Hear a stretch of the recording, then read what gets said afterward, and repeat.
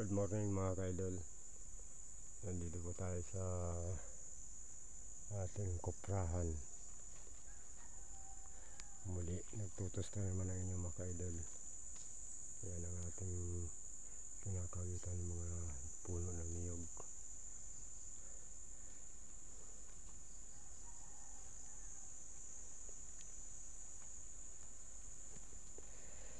Maya lang makatitigil na natin to.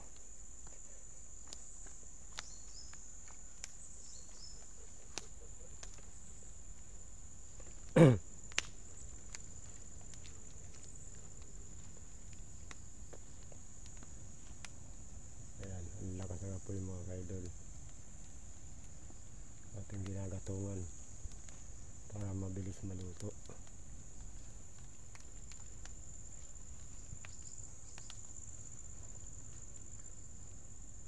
Yan, yan mga yung lugar na yun ang ating sinusungkitan ng niyog. Medyo kaunti ang ating na-harvest ngayon. May mahina mga ka-idol ang bunga, napakalalang. Pero sa sunod nating kawit, Agosto, timbangan ng mga bunga.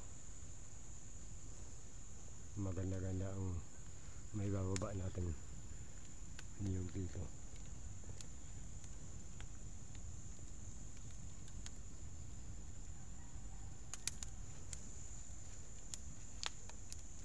Punta tayo sa ibabaw. Yan, malapit na maluto.